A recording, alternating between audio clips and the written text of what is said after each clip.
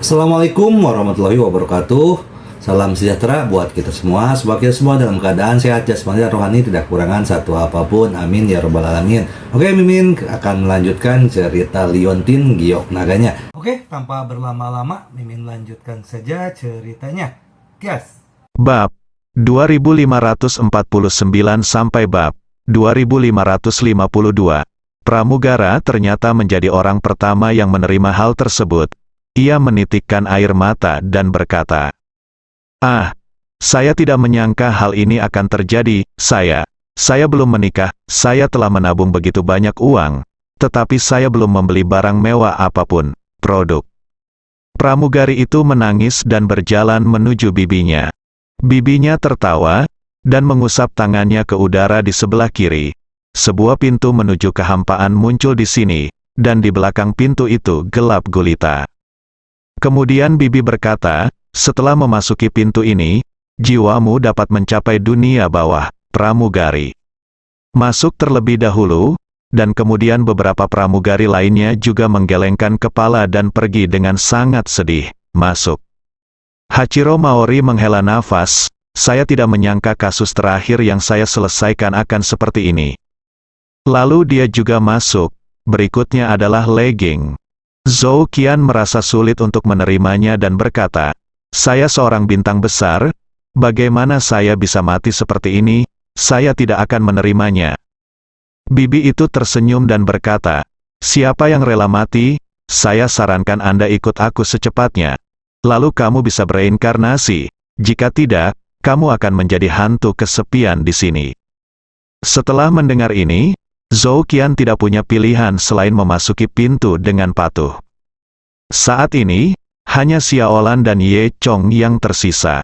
Xiaolan berkata pada dirinya sendiri, "Saya masih sangat muda. Saya bahkan belum pernah menyentuh tangan anak laki-laki. Saya tidak menyangka akan mati seperti ini. Saya sangat sedih. Wow, saya baru saja lulus dari akademi penerbangan dan saya akan memulai karir saya. Saya memiliki kehidupan yang indah, dan saya akan menjemput seorang pria tampan. Bagaimana bisa seperti ini? Hidup ini terlalu tidak adil bagi saya." Xiaolan menangis dan menyeka air matanya. Lalu, dia menatap Ye Chong dan berkata, "Pertama, Tuan, bolehkah saya ikut dengan saya? Saya sedikit takut." Ye Chong tidak menjawab Xiaolan saat ini, tetapi menatap bibinya dalam diam. Dia dalam keadaan linglung, selalu merasa ada yang tidak beres, tapi dia tidak merasa ada yang salah dalam pikirannya. Saat ini, Xiaolan meraih tangan Ye Chong. Ye Chong hanya merasakan tangan lembut dan halus meraihnya, lalu menariknya ke depan. Ye Chong tanpa sadar mengikuti Xiaolan maju selangkah demi selangkah. Dan ketika mereka berjalan ke pintu yang gelap, bibinya menunjukkan senyuman aneh dan berkata, "Masuk. Semuanya akan terbebaskan saat kamu masuk." Pada saat ini, Ye Zhan tiba-tiba mendapat inspirasi dan memahami sesuatu.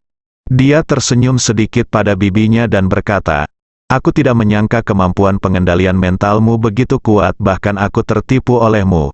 Kamu, apa yang kamu katakan?" Senyum aneh asli bibi itu tiba-tiba membeku. "Wajah, tidak mudah berbohong padaku." Ye Chong mendengus dingin. Sebelum bibinya bisa bereaksi, cahaya perak tiba-tiba menyala di tangannya dan dia mengeluarkan pedang ilahi Yin He. Kemudian, seberkas cahaya perak langsung melesat ke tengah alis bibinya. Wajah bibi itu penuh ketakutan. Detik berikutnya, pemandangan di sekitar Ye Chong berubah total dan kembali normal lagi. Saat ini, Ye Chong masih duduk di kursinya. Lampu pesawat terang dan hangat, dan tidak ada suasana menakutkan sama sekali. Di sebelah Ye Chong ada Zhou Qian, yang juga belum mati. Ye Chong lalu memandangi bibi yang duduk di baris pertama. Saat ini, tubuh bibinya lemas, dan yang dipegangnya bukanlah bayi, melainkan boneka berbentuk bayi. Dia duduk lemas di posisinya, dan dia jelas telah dibunuh oleh Ye Chong. Semua orang bangun pada waktu yang sama. Semua orang di pesawat tertidur, dan mereka semua mengalami mimpi yang sama. Jika mereka saling memandang, mereka akan menemukan bahwa setiap orang memiliki sedikit kepanikan di wajah mereka, seolah-olah apa yang baru saja mereka alami adalah mimpi buruk yang nyata. Tentu saja, orang-orang ini tidak berkomunikasi satu sama lain. Jadi tentu saja mereka tidak menyangka bahwa mereka baru saja bermimpi bersama. Namun, ketika mereka melihat sekeliling, tidak ada yang berubah, dan tidak ada mayat, hanya 5 pria besar di sebelah celana ketat yang pingsan dan tidak mati. Semua orang menghela nafas lega. Pada saat ini, Xiaolan juga terkejut, wajahnya sedikit pucat. Saat dia melihat Ye Chong sedikit tersenyum padanya. Xiaolan tertegun dan bertanya, "Tuan, apakah Anda mengenal saya?" "Tidak." "Mengapa Anda bertanya?" Ye Chong berkata sambil tersenyum. Xiaolan tersipu, Maaf, Tuan. Saya baru saja mengalami mimpi buruk." "Mimpi buruk? Apakah Anda bermimpi tentang saya? Apakah saya membuat Anda takut?" Ye Chong berkata sambil tersenyum. Tidak, Tuan, tidak," Xiaolan menjelaskan dengan cepat. Ye Chong tersenyum dan berkata, "Tidak masalah. Aku hanya bertanya dengan santai. Ngomong-ngomong, beri aku segelas air matang." Xiaolan berjalan pergi dengan kebingungan. Ye Chong tidak menceritakan apa yang terjadi tadi, karena dia takut menimbulkan kepanikan lagi. Zhou Qian memandang Ye Chong, lalu ke Maori Hachiro dan Xiaolan yang duduk di kejauhan. Dia juga sangat terkejut, tapi dia tidak mengatakan apapun. Saat ini tidak ada yang memperhatikan bahwa bibi yang duduk di baris pertama telah meninggal. Ternyata Ye Chong sudah mengerti segalanya. Setelah dia menjatuhkan beberapa orang kuat sebelumnya, sepasang mata dingin menatapnya. Pemilik mata itu adalah bibi. Dan bibi itu pasti ahli dalam mengendalikan kekuatan mental orang. Jelas sekali, sang bibi hanya mengendalikan pikiran semua orang, lalu membuat semua orang merasakan pemandangan mengerikan di dalam pesawat. Belakangan, bibi awalnya ingin menggunakan kesempatan ini untuk membunuh Ye Chong. Selama Ye Chong memasuki pintu gelap, dia akan mati. Namun, bibi tidak menyangka dia akan dibunuh oleh Ye Chong nanti. Saya khawatir bibi ini tidak menyangka akan bertemu seseorang dengan kekuatan mental sekuat Ye Chong. Namun, Ye Chong sangat terkejut. Siapa bibi ini? Mengapa orang sekuat itu melakukan sesuatu pada dirinya sendiri? Dan bibi ini tidak peduli membunuh orang lain untuk membunuh Ye Chong. Memang ada beberapa orang yang kejam dan bengis. Ye Chong merasa sedikit tidak yakin. Saat ini, Xiaolan telah membawakan secangkir air panas. Ye Chong akhirnya menyesapnya. Dia tidak memiliki banyak kekuatan pada awalnya, tetapi dia hanya menggunakan pedang ilahi Yin He dengan paksa, yang menghabiskan banyak kekuatan. Pada saat ini, dia merasa seperti kelelahan. Keringat muncul di dahinya. Untungnya, meski kekuatan mental bibi ini kuat, namun kekuatan sebenarnya tidak kuat. Baru pada saat itulah Ye Chong mengandalkan serangan diam-diam untuk membunuh bibinya.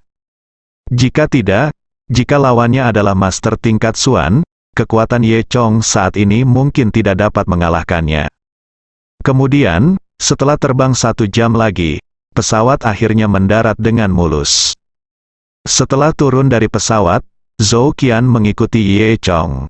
Mereka berjalan ke suatu tempat dengan sedikit orang, dan Zhou Qian menyusul Ye Chong. "Kamu baru saja bermimpi aneh, bukan?" Zhou Qian bertanya. Ye Chong tidak menyangka bahwa Zhou Qian terkadang cukup pintar. Dia tidak menghindar, mengangguk dan berkata, "Ya, saya juga mengalami mimpi itu." "Apa yang sebenarnya terjadi?" Zhou Qian bertanya. Ye Chong hanya mengangkat bahu dan berkata, "Aku juga tidak tahu." Lalu dia mengabaikan Zhou Qian dan terus berjalan ke depan. Zhou Qian mendengus, lalu menyusul Ye Chong dan berkata, "Saya dapat melihat bahwa Anda bukan hanya seorang paparazi. Apakah Anda?" Ye Chong berkata dengan tidak sabar, "Tentu saja aku bukan paparazi. Ada apa denganmu?" Zhou Qian mendengus dingin dan berkata, "Oke, berhentilah berpura-pura bersikap dingin padaku di sini. Kamu sudah mengikutiku ke sini sejak kemarin. Di sini, kamu juga sengaja membeli kursi di sebelahku. Aku tidak tahu cara apa yang digunakan untuk menciptakan mimpi seperti itu. Kamu melakukan semua ini hanya untuk mengejarku. Kan, sudah kubilang, orang kaya seperti kamu. Aku sudah melihat banyak generasi kedua, tapi aku jarang melihat orang secerdas kamu. Apa, kamu terlalu banyak berpikir? Ye Chong berkata dengan marah, lalu berbalik dan pergi. Zhou Qian menghentikan Ye Chong dan berkata, "Berhenti, nak. Apakah kamu bermain-main denganku? Bagus sekali, kamu bermain bagus dan kamu berhasil menarik perhatianku. Aku memutuskan untuk memberikannya kepadamu. Beri aku kesempatan, nak. Saya akan memberi Anda waktu 5 menit untuk memperkenalkan diri. Silakan saja." Ye Chong menggelengkan kepalanya tanpa berkata-kata dan hanya berkata, "Ada sesuatu yang salah." Kemudian, Ye Chong berbalik dan pergi. Melihat sosok Ye Chong yang pergi, Zhou Qian mengutuk, "Cao, aku belum pernah melihat apapun. Apakah kamu pikir kamu bisa menangkapku dengan gerakan ini? Aku ingin melihat seberapa jauh kamu bisa melangkah." Ye Chong mengabaikan Zhou Qian dan berjalan keluar bandara, lalu naik taksi dan kembali ke villa. Saat pesawat mendarat, hari sudah sangat gelap. Lampu di kota pelabuhan menyala, dan butuh 2 jam untuk pergi dari bandara ke villa tempat tinggal Ye Chong. Ketika Ye Chong sampai di rumah, saat itu sudah lewat jam 8 dan hari sudah gelap gulita. Ye Chong belum memberitahu Lin Wan bahwa dia akan kembali hari ini. Ketika Ye Chong tiba di rumah, Lin Wan kebetulan sedang mandi. Lin Wan menyenandungkan sedikit lagu sambil berdiri di bawah pancuran, dengan lembut menggosok pahanya dengan handuk mandi. Mungkin karena sudah lama tidak pulang, bahkan Ye Chong sendiri sudah lupa letak mekanisme anti-malingnya. Jadi ketika Ye Chong masuk, dia secara tidak sengaja memicu mekanisme anti-maling di villa. Namun, Ye Chong dengan cepat mematikan mekanisme tersebut. Biasanya, Ye Chong akan terlalu malas untuk membuka mekanisme ini, dan tidak ada pencuri tanpa mata yang berani mencuri barang dari rumah Ye Chong. Ketika Lin Wan tinggal di sini sendirian, dia menyalakan semua mekanisme anti-maling karena takut. Lagi pula, sebagai seorang gadis, memang berbahaya tinggal di rumah sebesar itu. Ketika Ye bergegas melewati pintu, dia secara tidak sengaja menabrak mekanismenya. Meski tertutup dengan cepat, Lin Wan di sisi lain juga merasakan sesuatu yang aneh. Tidak, wajah Lin Wan menjadi pucat karena ketakutan, dan dia segera mengendalikan sistem pintar di rumah dan mematikan semua lampu. Dan dia sendiri bersembunyi di kamar mandi. Setelah Ye Chong masuk, dia menemukan bahwa lampunya belum menyala. Dia cukup terkejut, sudah larut malam dan Lin Wan belum kembali, di mana dia menjadi liar. Ye Chong berkata pada dirinya sendiri sambil mengeluarkan ponselnya dan ingin menelepon Lin Wan. Namun tiba-tiba saya menemukan ponsel saya kehabisan baterai. Ye Chong melemparkan ponselnya ke tempat tidur, berpikir untuk mengisi dayanya nanti. Setelah semua yang baru saja dia alami di pesawat, Ye Chong kelelahan dan berkeringat, dia akan mandi. Setelah itu, Ye Chong melepas mantelnya dan berjalan menuju kamar mandi. Saat ini, Lin Wan, yang bersembunyi di kamar mandi, mendengar seseorang berjalan ke arahnya dengan tenang. Wajah kecilnya menjadi pucat karena ketakutan, mengira ada orang mesum besar yang datang. Apa yang bisa kita lakukan? Lin Wan berpikir dalam hati. Dia melihat sekeliling dan melihat hanya ada satu wastafel yang tersedia. Lin Wan mengambil baskom dan bersembunyi di balik pintu. Di sini, Ye Chong menyeret langkahnya yang berat, semakin dekat. Mendengarkan suara semakin dekat, Lin Wan gemetar ketakutan.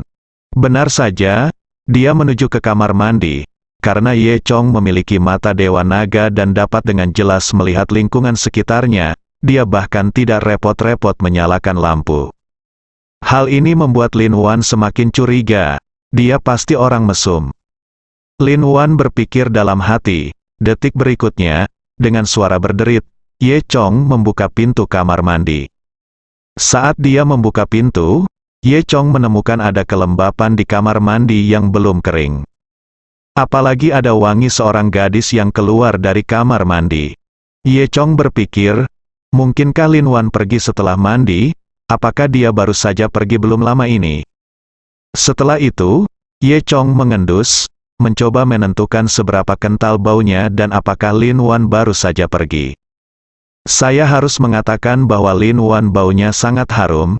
Saya tidak menyangka masih ada aroma yang begitu kuat ketika dia pergi. Ye Chong berpikir sambil menjulurkan kepalanya ke dalam. Lin Wan, yang berdiri di belakang pintu, meremas tepi baskom dengan kedua tangannya. Dia mendengar Ye Chong mengendus dan berpikir, sungguh cabul, saya tidak tahu apa yang dia cium. Kemudian, Ye Chong melangkah masuk dengan satu kaki dan seluruh kepalanya. Lin Wan menghancurkan baskom dengan mata cepat dan tangan cepat. Dengan keras, Lin Wan memukul kepala Ye Chong. Dia juga memarahi, kamu cabul, pukul kamu sampai mati, pukul kamu sampai mati. Saat ini, Ye Chong sama lemahnya dengan orang normal dan tidak memiliki kemampuan untuk menghindar. Dia dipukuli oleh Lin Wan hingga menjadi bintang muncul di matanya. Dia mengeluarkan, aduh, dan dengan cepat mundur, dengan goyah, dan duduk di tanah. Aduh, berhenti berkelahi, itu sangat menyakitkan bagiku, kata Ye Chong sambil menutupi kepalanya. Ketika Lin Wan hendak memberikan pukulan fatal pada Ye Chong, dia tiba-tiba mendengar apa yang terdengar seperti suara Ye Chong.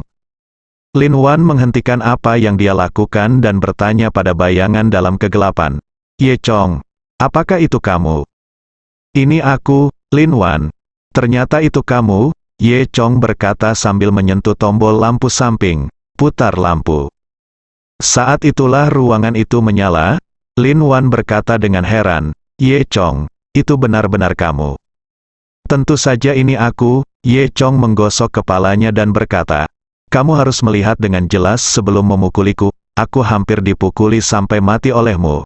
Bukankah, tidakkah kamu memberitahuku sebelumnya? Kamu hanya ingin memukulku. Lin Wan berkata dengan malu-malu, maaf, Ye Chong. Aku benar-benar tidak melihat dengan jelas, aku. Di tengah penjelasan, Lin Wan tiba-tiba bereaksi.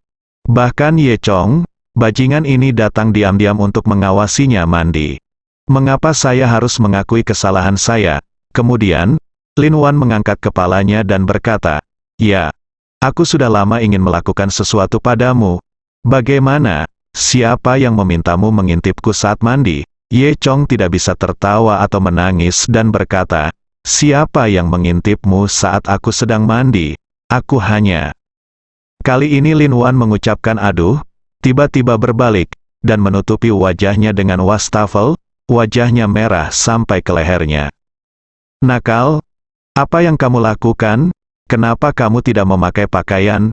Dasar gangster bau. Ye Chong menunduk, dia sangat terkejut sekarang sehingga dia lupa bahwa dia juga ada di sini untuk mandi. Dia mengira tidak ada orang di rumah, jadi dia melepas pakaiannya dan datang ke sini. Wajah Ye Chong memerah dan dia segera lari kembali ke kamarnya. Setelah itu, Lin Wan selesai membersihkan dan kembali ke kamarnya. Ye Chong kemudian diam-diam mandi untuk menghilangkan rasa lelahnya, lalu mengganti pakaiannya, datang ke ruang tamu, dan duduk terpuruk di sofa. Saat ini, Lin Wan sudah menyeduh secangkir teh untuk Ye. Dia bertanya, Ye Chong, kamu baik-baik saja? Ye Chong menyentuh kepalanya dan berkata, kamu memukulku. Lin Wan terkekeh dan berkata, kamu pantas mendapatkannya. Siapa yang memintamu untuk mengintip ke arahku? Ye Chong berkata dengan tercengang, saya dianiaya. Lin Wanjiao mendengus, oh, siapa yang tahu jika Anda dianiaya? Selain itu, Anda sangat kuat. Mengapa Anda tidak tahu cara bersembunyi? Ye Chong tersenyum pahit. Lin Wan pasti tidak akan bisa memukulnya, tapi Ye Chong sebenarnya sangat lemah sekarang. Belakangan, Ye Chong memberitahu Lin Wan semua yang terjadi di pesawat. Lin Wan tertegun sejenak. Apa? Apakah kamu yakin ini bukan film horor? Hal seperti ini bisa terjadi. Ye Chong mengangguk. Apa yang terjadi? Lin Wan menganalisis. Mungkinkah orang-orang dari lembah Senong? Ye Chong berkata, itu mungkin. Sebenarnya, Ye Chong tidak yakin sekarang. Tapi dia tahu itu pasti ada seseorang menyerang mereka. Apakah ada bahaya di dalamnya? Lin Wan bertanya. Ye Chong tersenyum dan berkata, jangan khawatir. Ketika aku menjadi lebih baik, mengapa aku takut dengan antek-antek kecil ini? Setelah mengatakan itu, Ye Chong memandang Lin Wan sambil tersenyum. Ngomong-ngomong, Xiao Wan, bukankah begitu? Bukankah kamu mengatakan sebelumnya bahwa kamu juga ingin masuk dunia seni bela diri? Bagaimana? Apakah kamu memerlukan bantuanku?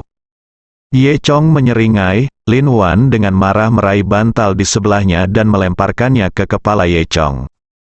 Bah! Kamu terluka parah dan kamu masih tidak lupa memikirkan hal-hal itu. Kamu benar-benar tidak tahu apa yang kamu pikirkan di kepalamu, kata Lin Wan dengan wajah memerah. Ye Chong telah memberitahu Lin Wan sebelumnya bahwa jika dia ingin memasuki dunia seni bela diri, dia harus melakukan hal semacam itu dengannya.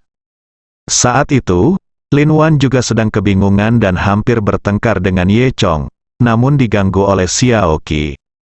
Sekarang, mereka berdua sendirian di villa ini, dan Lin Wan merasa sedikit malu. Dia berdiri, menjulurkan lidahnya ke arah Ye Chong, dan berkata, aku mau tidur. Aku tidak peduli denganmu, gangster. Dengan itu, Lin Wan kembali ke kamar. Ketika Lin Wan bangun pagi-pagi keesokan harinya, dia berbaring di tempat tidur. Si idiot Ye Chong, aku bahkan tidak mengunci pintu. Apa dia tidak mengerti? Kenapa dia tidak masuk tadi malam? Aku sangat marah. Lin Wan melihat celah di pintunya dan berkata masuk frustrasi.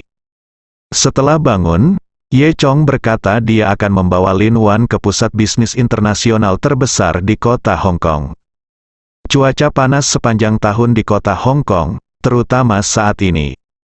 Matahari di pagi hari sangat cerah. Di jalanan, gadis-gadis kota pelabuhan itu kini mengenakan hot pants dan rok pendek, sejauh yang terlihat, kaki mereka panjang. Lin Wan mandi sebentar lalu mengenakan pakaiannya yang lebih nyaman, yaitu gaun hijau. Mereka berdua sudah sarapan, atau lebih tepatnya sudah hampir tengah hari. Kemudian, mereka keluar dan Ye Chong berkendara menuju pusat komersial. Seluruh pusat perbelanjaan ini mencakup area yang sangat luas. Melihat sekeliling, Anda bisa melihat sepasang pemuda dan pemudi di mana-mana. Tentu saja, ada juga beberapa orang kaya yang datang ke sini bersama selingkuhannya. Pakaian Lin Wan memang agak panas dipakai di kota Hong Kong. Oleh karena itu, setelah sampai di pusat komersial, hal pertama yang dilakukan adalah pergi ke toko pakaian. Lin Wan memilih outfit ala Hong Kong, celana pendek denim biru, dan kaos putih. Meski pakaiannya sederhana, namun jika dipadukan, secara keseluruhan terlihat santai dan cantik. Apalagi kulitnya yang putih bercahaya pun dibuat semakin bersinar dan menarik. Lalu, saya membeli sepasang sepatu kets putih yang keren. Semuanya dibayar oleh Ye Chong, dan Ye Chong membeli pakaian untuk dirinya sendiri, yang membuat Lin Wan merasa bahagia di hatinya. Setelah membeli pakaian, keduanya berjalan di jalan, dan Lin Wan langsung menjadi pusat perhatian. Para pria yang datang dan pergi, terlepas dari apakah ada wanita di samping mereka, harus melihat kembali ke Lin Wan sekali lagi. Mereka memandang Ye Chong dengan iri, berpikir bagaimana Ye Chong bisa mendapatkan keberuntungan untuk menemukan gadis cantik seperti itu. Lin Wan merasa cukup bangga setelah merasakan pandangan semua orang di sekitarnya. Dia mengangkat kepala kecilnya sambil bercanda dan menatap Ye Chong di sebelahnya yang dia maksud adalah, apakah menurutmu aku hebat? Ye Chong tersenyum dan tidak berkata apa-apa. Setelah itu, keduanya berjalan ke toko perhiasan terdekat. Ye Chong akan memberi Lin Wan perhiasan yang indah. Lagi pula, mereka sudah lama tidak bertemu. Lin Wan membantunya mengelola industri medis Longshan dengan sangat baik. Ye Chong berkata kepada Lin Wan sambil tersenyum, Xiao Wan, kamu dapat memilih apapun yang kamu inginkan di sini. Saat Ye Chong selesai berbicara, dia mendengar suara mengejek seorang wanita di sebelahnya. Haha, Kamu benar-benar tidak tahu malu, dan kamu bisa pilih apapun yang kamu mau. Di sini, yang termahal harganya lebih dari 1 juta, bisakah kamu membelinya? Meskipun suaranya sangat magnetis dan enak didengar, nadanya menunjukkan rasa jijik, dan sikapnya sangat tidak menyenangkan. Ye Chong penasaran. Siapa yang usil? Dia berbalik dan melihat. Hanya untuk menemukan bahwa orang yang berbicara adalah seorang wanita, mengenakan kacamata hitam dan topeng, menutupi dirinya dengan erat. Itu tidak lain adalah Zhou Qian. Ye Chong terdiam, berpikir bahwa dia bisa bertemu Zhou Qian di mana saja. Dan Zhou Qian juga sakit parah. Dia menutupi dirinya dengan sangat erat dan masih ingin ikut campur dalam urusan orang lain di sini. Zhou Qian berbicara tanpa berpikir panjang. Setelah selesai berbicara, dia berbalik dan menemukan bahwa itu adalah Ye Chong. Aku tidak menyangka, kamu masih mengikutiku, aku menangkapmu lagi. Bagaimana, apalagi yang ingin kamu katakan sekarang? Zhou Qian mendengus dingin. Kemudian, dia memandang Lin Wan di sebelah Ye Chong, mencibir, dan berkata, anak muda lebih banyak bermain trik, oke, kamu tahu cara menemukan wingman, kan? Berapa banyak yang kamu keluarkan untuk mempekerjakan wanita ini? Itu sepertinya kamu tahu sedikit tentang menjemput gadis. Kamu tahu cara mengundang wanita seperti itu untuk muncul di hadapanku untuk menarik perhatianku dan membuatku cemburu, kan? Wah, kamu benar-benar mampu. Ye Chong menggelengkan kepalanya. Dia benar-benar tidak mengerti di mana Zhou Qian memiliki kepercayaan diri yang begitu besar. Ini hanyalah paranoia karena dikejar. Ye Chong terlalu malas untuk memperhatikan Zhou Qian, meraih lengan Lin Wan dan berkata, ayo pergi dan melihat rumah lain. Lin Wan tampak bingung, tidak tahu apa yang sedang terjadi, dan hendak pergi bersama Ye Chong. Zhou Qian masih mencibir, sengaja menghinaku untuk bersikap baik kepada gadis lain. Oke, nak, kamu memiliki keterampilan yang bagus, jika itu adalah gadis biasa, aku akan benar-benar tertipu olehmu. Tapi, aku belum melihat apapun di dunia ini. Begitu Zhou Qian selesai berbicara, dia tiba-tiba menemukan ada 2 orang berdiri diam-diam di pintu toko perhiasan. Lengan mereka menonjol. Zhou Qian telah melihat terlalu banyak orang seperti ini. Sekilas dia tahu bahwa kedua orang ini adalah paparazzi. Mereka membawa kamera di tangan mereka, dan mereka pasti mengikutinya. Zhou Qian terlihat tidak sabar. Dia berpakaian seperti ini untuk mencegah paparazzi, tapi dia tidak menyangka paparazzi akan mengikutinya. Untungnya paparazzi tidak menemukannya sekarang. Zhou Qian dengan cepat mengambil 2 langkah ke depan dan menyusul Ye Chong. Tunggu sebentar, Ye Chong melirik Zhou Qian dan bertanya dengan marah, apa yang kamu lakukan? Apa, aku tidak ingin memperhatikanmu. Tapi kamu ingin mengganggu kami, tanya Ye Chong.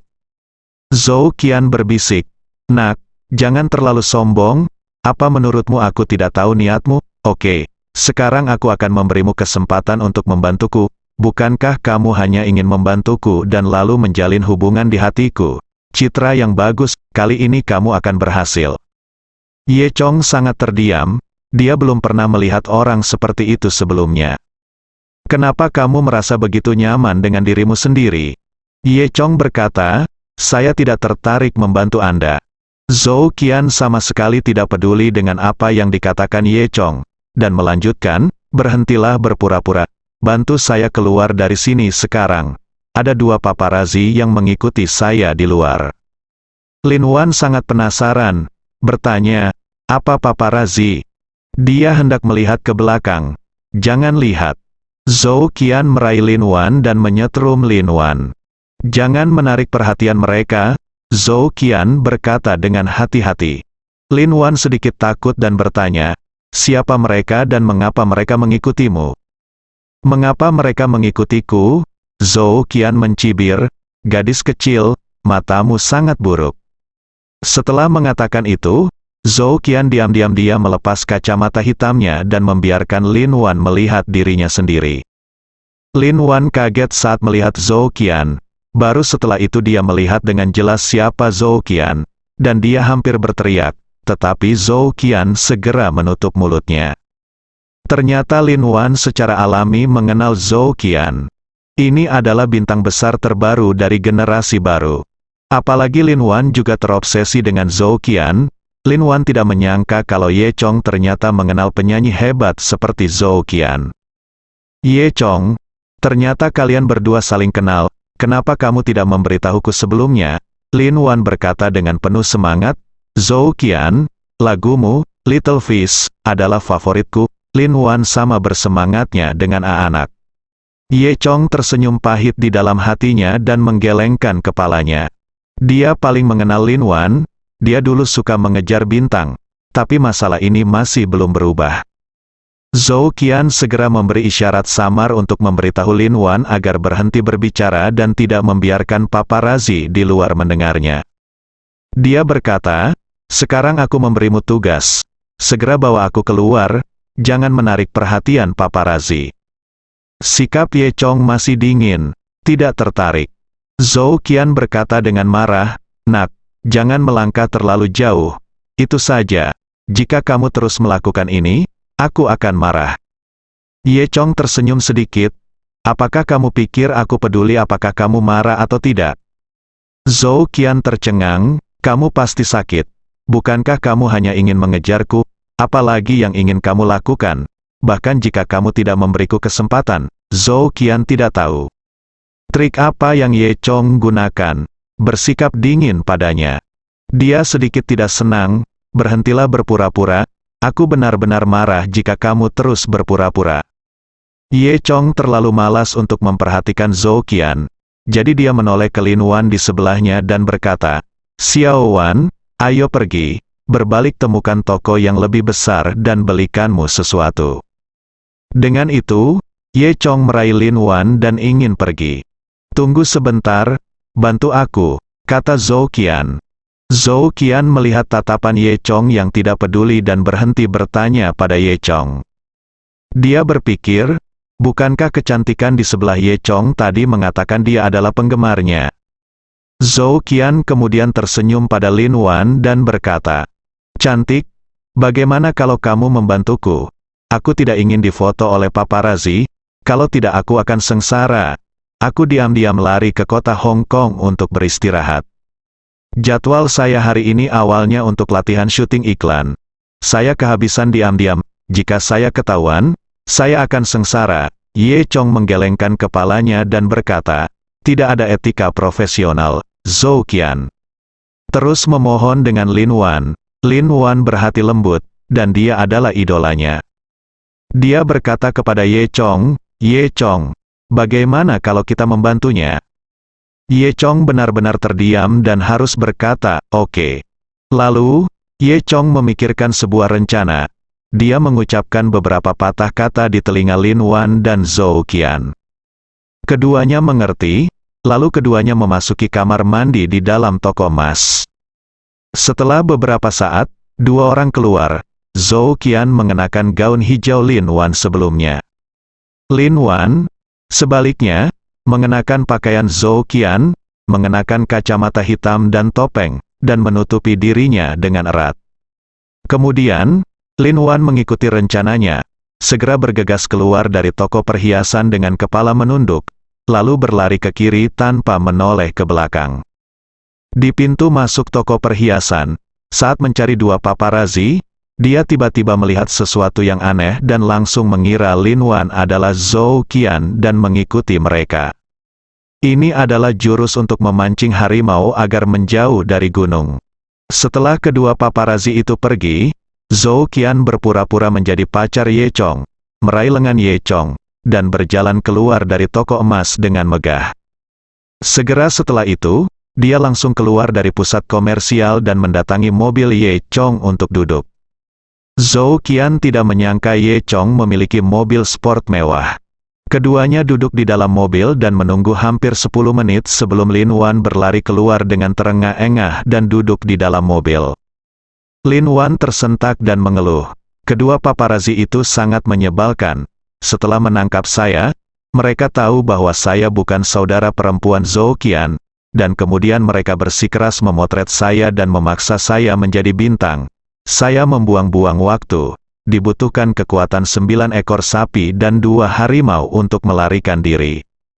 Ye Chong merasa geli di dalam hatinya dan berkata kepada Lin Wan, inilah yang akan kamu dapatkan atas kebaikanmu yang tidak pandang bulu.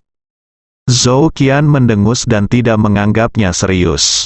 Kemudian, Ye Chong menyalakan mobil dan melaju ke depan sekitar 1 kilometer. Zhou Qian duduk di kursi penumpang dan mengobrol tanpa henti. Nak, aku membiarkanmu sukses hari ini, aku meraih lenganmu. Apakah kamu bahagia? Tapi jangan salah paham, aku hanya solusi sementara.